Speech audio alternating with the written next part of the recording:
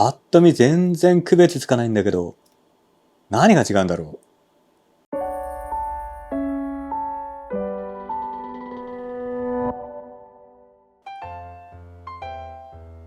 はいどうも、ビバです。皆さん、アクアリウムに使うろ過剤と聞いて、どんなものが思い浮かぶでしょうか。例えば、エーハイムサブストラットプロのようなボール状のろ剤、同じくエーハイムのメックのようなリング状ろ剤、または一見牛乳をかけると朝食に合いそうな美味しそうなろ剤、こういったものが思い浮かぶと思います。どれもろ過剤としての性能は問題ないと思うんですけど、最近注目されているろ剤があります。それがこちら。この一見何とも言えないひだひだなボール、これがろ過剤なんですね。先ほど写真で見てもらったサブストとかメックとかとは全然異なる不思議なろ過剤。実はこれ今2つ並べているんですけど、販売元は別になります。こちらがウォーターエンジニアリングさんのキャビティ、こちらがアリオトさんのミューロ A。一見同じものにしか見えないんですけど、何が違うんだろう。今回はこのキャビティとミューロ A、これの違いについて見ていきたいと思います。ぶっちゃけ同じなんじゃないか。こんな感じでぐるぐるしたらどっちがどっちだかわかんないよね。今回の動画ではこちらのキャビティとこちらのミューロ A、この2つについて商品の材質だったり内容量だったりサイズだったりを比較していきたいと思います。そしてこの2つ見た目はそっくりなんですけど、実際同じものなのかどうなのかっていうのも分かる範囲でご紹介をしていきます。もちろん個人的に調べただけなので間違ってることもあると思うんですけど、参考になれば幸いです。また動画の後半ではこの不思議な形のろ剤、どんな特徴があるのかを紹介していきます。それではやっていきましょう。それでは比べていきます。まずキャビティ、こちらは内容量が1リットル、原材料は塩化ビニールです。形状はこんな感じで、先ほども見てもらった通りですね、ひだひだのボール状のろ剤です。サイズは直径約2センチ。当然ひだひだなので測る場所で変わってくるとは思うんですけど、約2センチですね。そしてこちらのミューロ A、こちらも内容量は1リットルで原材料は塩化ビニール、こちらもひだひだなボール状のろ剤。サイズはこちらも約2センチっていう感じですね。測る場所で若干誤差はありますけど、だいたい2センチくらい。中には何個ぐらい入ってるのか気になったので、この計量カップにそれぞれ入れてみて数を数えたいと思います。地味な作業になりそうですね。じゃあ1、2、3、4、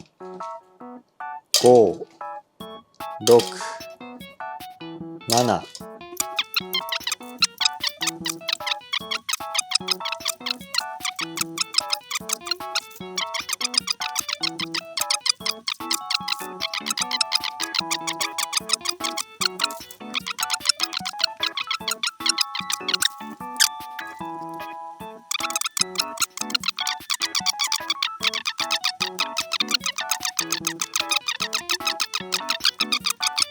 159、160、161、162、お、163。キャビティの方が163個、ミューロ A が162個。なので一つだけ違いましたけど、これはもう誤差ですね。続いてろ過剤の重さを見ていきます。この計量カップに入れて計測をします。0にして、まずキャビティ 116g ですね。続いてミューロ A 110g。 これはもう誤差の範囲でしょうか。ほとんど同じですね。ちなみになんですけど、サブスト同じく1リットル 727g、 重たいですね。約7倍。外部フィルターには3リットルぐらいろ剤が入るので、キャビティとかだと 350g ぐらい。それに比べてサブスト3リットル入れると2キロ強。フィルターのメンテナンスとかするときはなるべく労力使いたくないので、こういった軽量のろ剤っていうのはとても助かりますね。こんな感じで内容量も材料も同じ、形状もほとんど同じで、サイズも同じ。キャビティとミューロ A、実はある違いがあります。それは販売価格。今回はどちらもチャームさんで買ったんですけど、キャビティが1930円、ミューロ A が1422円。内容量も材質もほとんど同じ商品なのに、なんでこんな価格差が出てるんでしょう。実はこれ2つとも並べて開封してみて気になった点があります。これは完全に買った時の製品誤差からかもしれないんですけど、まずこちらのキャビティ、こちらはね結構形状サイズが揃ってる、比較的丸くて綺麗なものばっかり入っていました。それに比べてこちらのミューロ A、こっちがねちょっとキャビティと比べたらなんか形が揃ってないんですよ。いくつかピックアップしてみると、例えばこれとかこれとかこれもかな、ちょっと何個かピックアップしてみたんですけど、例えばこんな感じですでにこのひだが壊れてるものとか、あとは完全に球状にはなってなくて丸まってないものとか、ひだの形状がすごいいびつなものだったり、あるいはかなりまとまってちっちゃくなってるものとか、これも若干まとまってないですね。こんな感じでひだが割れてるものだったり形状が揃ってないものがいくつか見つかりました。これとかもかなり形は崩れてますね。こんな160個中のこんな程度かっていう人もいれば、そんなに形の違うものが入ってるんだと思う方もいると思います。このあたりは個人の感覚の差だと思うんですけど、ミューロ A に比べてキャビティの方はそういったものが少ないような感じがします。なんかパッと見丸が揃っていて、でもこれとかこれはちょっと砕けてますね。このひだひだが割れちゃってます。あとこれもひだが崩れてるかな、いびつですよね。他には大きく崩れてるような感じのは見つけられませんね。なので本当にわずかな差ではありますけど、キャビティの方が形が揃っていてひだが壊れてるものも少ないかなと感じました。このクオリティの違いがキャビティとミューロ A の価格差に出てるとも考えられます。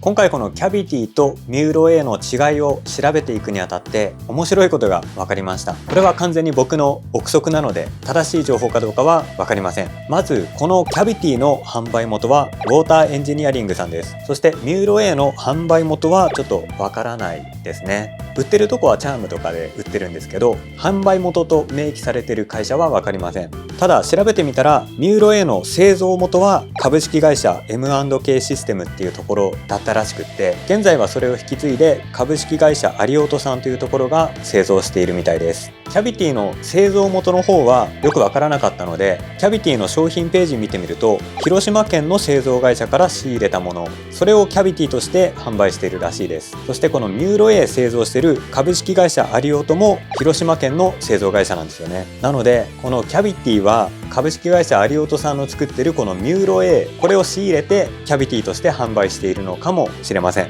同じものを売ってるのに価格差があるのはこれはビジネスですね。こちらも利益を取らないといけないので当然その分は上乗せされる。あとはさっきも言った通り、もしかしたらこちらは形の揃った個体を選別していい形のものを選んで販売しているのかもしれません。この炉材は塩化ビニールで長く使っても崩れないので製品寿命がとても長いと思います。なのでなるべく最初は破損してない商品を求めるっていう人もいるかもしれません。そういった方はこちらのキャビティの方が形の揃っているものを入手できる可能性があります。もちろん使ってるうちに多少は破損するから元から若干品質悪くてもいいやっていう方はミューロ A でもいいかもしれません。こんな感じでビバークア的にはミューロ A もキャビティも中身は同じもの、ただこちらの方が綺麗な形のものを選別されてるかもしれないっていう結論に至りました。もちろん僕の完全な憶測なので全然違うっていうこともあるかもしれません。ただこの形状とか見てもおおむね間違いではないかなと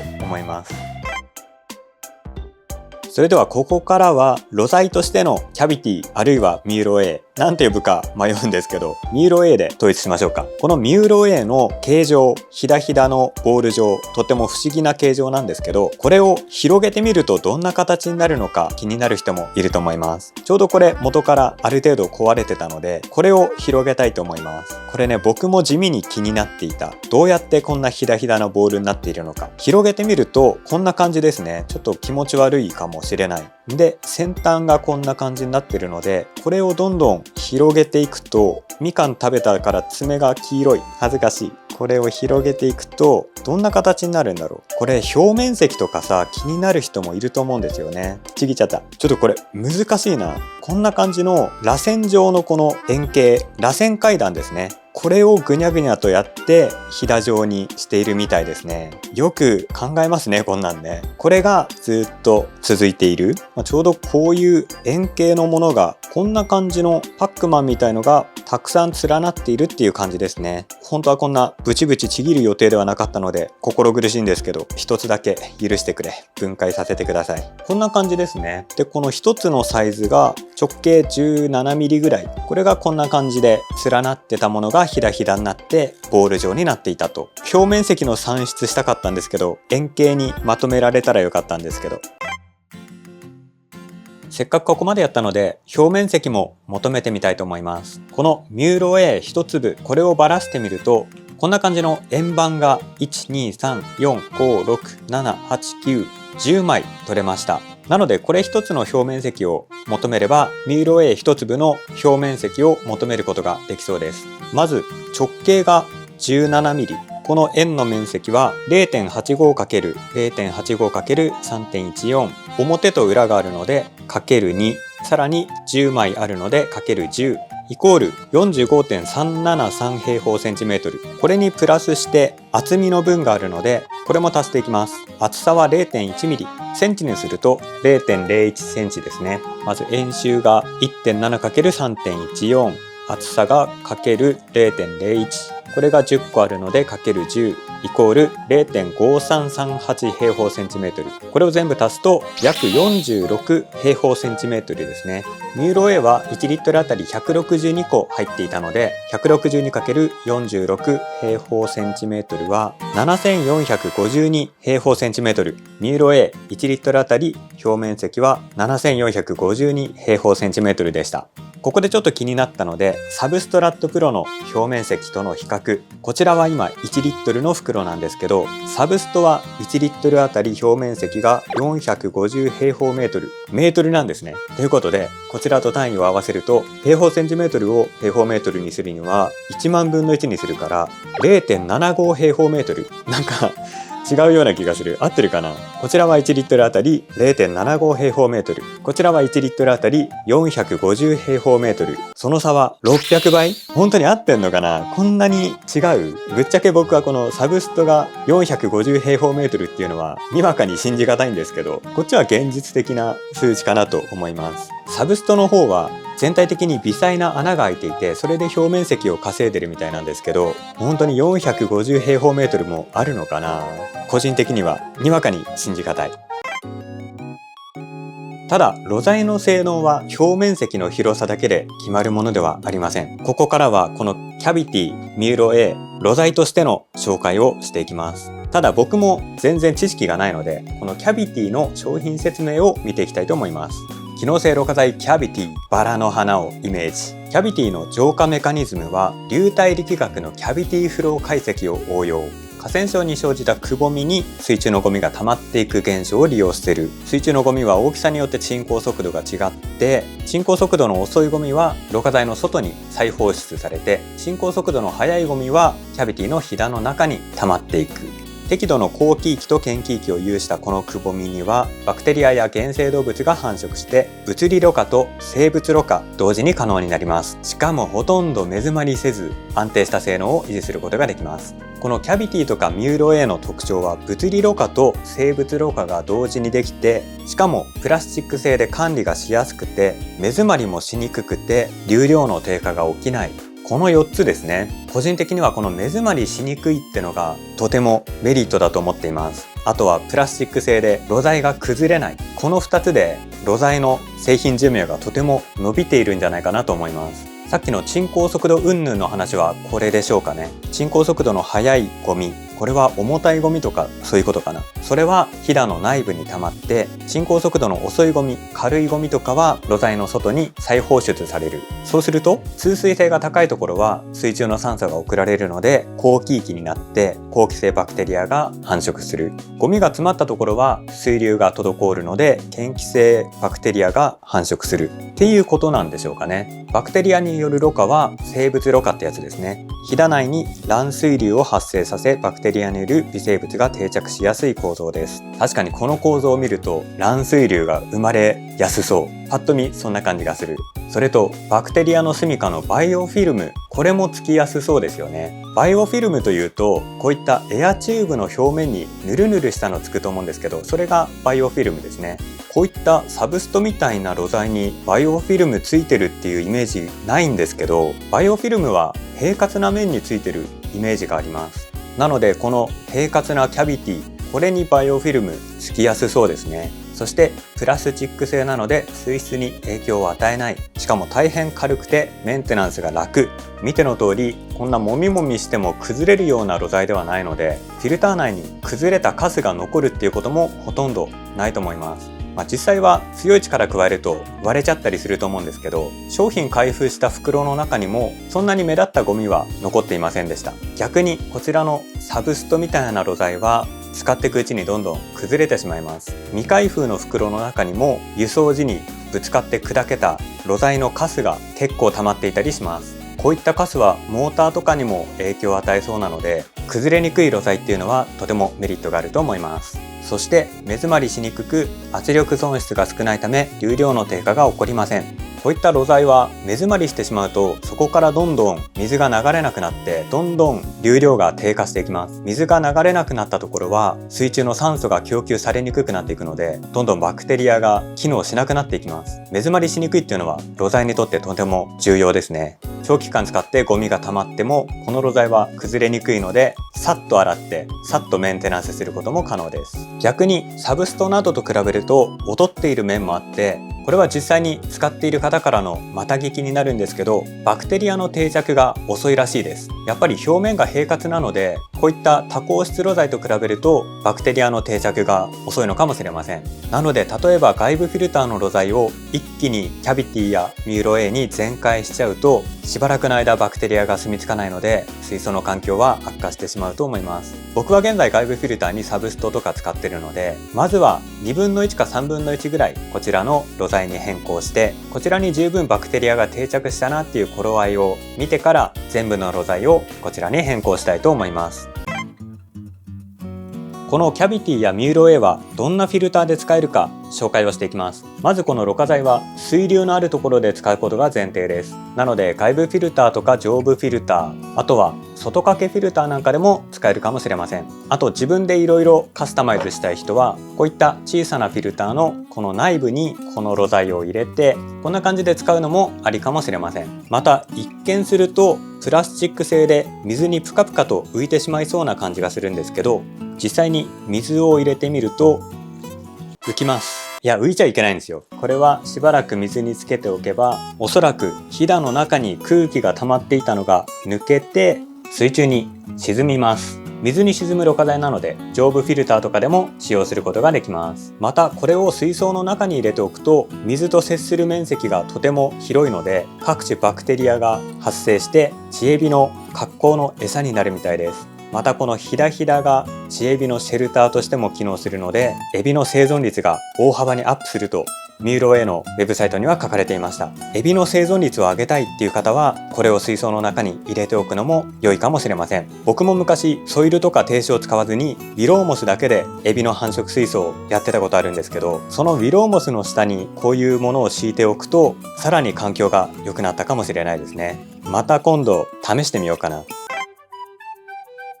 というわけで今回は高性能露材キャビティとミューロ A、この2つ同じものかどうなのか個人的な憶測をメインにご紹介をさせていただきました。見た目とか原材料とか内容量はほとんど同じなので、おそらくどっちを買っても同じろ過能力は得られると思います。ただこれも個人的な感想なので、ご購入の際は自己責任でお願いいたします。今までうちの環境ではサブストとかバイオメックとか使っていたんですけど、やっぱり崩れてしまうのがとても悩ましかったです。今後はこちらのプラスチック製の露材を使って水槽を管理していきたいと思うんですけど、メンテナンスの時はとても楽になりそうです。やっぱり崩れないっていうのは大事ですね。イニシャルコスト、最初の購入費用はちょっとかかってしまいますけど、露材が崩れなくて洗って何度も繰り返し使えるので、長期的にはコスパの良い露材かなと思います。しばらく使ってみてまたレポートできればなと思います。というわけで今回の動画は以上です。もし参考になったという方いらっしゃればチャンネル登録、グッドボタンよろしくお願いします。それではまた次の動画でお会いしましょう。ご視聴ありがとうございました。バイバイ。